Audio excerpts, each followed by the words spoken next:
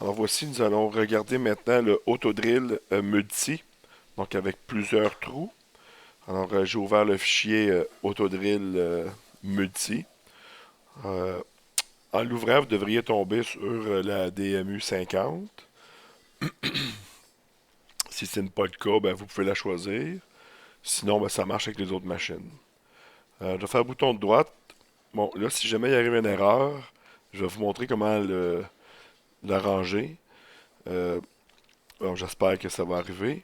Alors voici simplement dans mon toolpath, je vais aller chercher dans Making Hole, Autodrill. Donc il me donne le nom de base. Je vais choisir maintenant, bon, pas un à la fois. Je pourrais les choisir un à la fois, bien sûr, mais je peux aussi faire bouton de droite et bouton de gauche, je peux tout sélectionner. Donc là, on voit là, que c'est un peu mail. Donc juste ici dans Sort, donc je peux choisir un peu la façon de placer mes trous, donc l'ordre de perçage.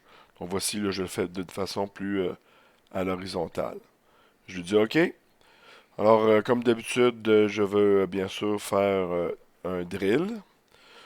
J'ai pas besoin de lui donner la grosseur des trous parce qu'il va les connaître un après l'autre parce qu'il s'agit de arcs, donc de cercles et non pas de points. Donc si ça arrêtait des points, il ne connaît pas le diamètre. Alors là, il nous aurait demandé quel diamètre veux-tu avoir tous tes trous? Je spot drill à moins 0.25 de profond avec un spot drill de 0.5, donc d'une demi. Si je veux le changer, ben, je le change tout simplement. Ça dépend des spots drill que j'ai dans ma base de données. Les profondeurs, maintenant, ça va être des profondeurs pour tout le monde. Donc, moins une demi. Donc, ça, je ne peux pas avoir de contrôle là-dessus. C'est moins une demi pour tous les trous. J'ai pas de paramètres spécifiques, donc en industrie, on pourrait en avoir. Nous, au cégep, on n'a pas ça. Et les prix de drilling, ben, vas-y à tous les points 25. Donc, commence à 0.125, pardon, et step, donc incrémente de 0.125. Faites attention, si ici mon trou est plus petit que 0.125, ben, il va être spoté, mais pas drillé. Donc, ça, c'est assez clair. Donc, si j'appuie sur OK, bon, ben, par chance, ça fonctionne. Mais si jamais ça fonctionne pas, une des choses qu'il faut faire, en fait, c'est d'ouvrir File ici de la DMU et de vérifier, voir si les lecteurs sont à la bonne place. Donc, si on pointe vraiment le bon directory. Sinon, on peut faire un replace.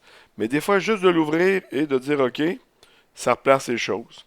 Donc, vous voyez, il y a un refresh qui se fait, puis des fois, ben, ça, ça, ça élimine l'erreur. Mais en fait, l'erreur, vous, si jamais ça marche pas, euh, ici, tous les outils, tous les cycles seront pas là, là. Donc, vous allez devoir appuyer sur OK, OK, OK, OK. Donc, jusqu'à temps que ça arrête. Et là, vous faites File, puis après ça, vous recommencez l'autodrill. Donc voilà, là, j'ai tout mon cycle de perçage, là, et il a essayé autant que possible de respecter, donc horizontalement, le perçage. Donc si je regarde ça très rapidement, donc on voit là qu'il fait mes petits trous, mes plus gros trous, et finalement mes très gros trous. Il y a un paquet de choses qu'on peut améliorer dans ces trajets-là. Donc ça, on pourra voir ça individuellement, là.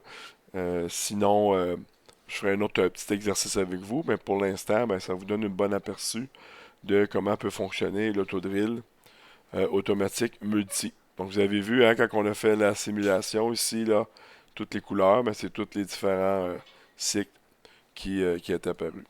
Voilà. Donc on va revenir sur d'autres détails un peu plus tard.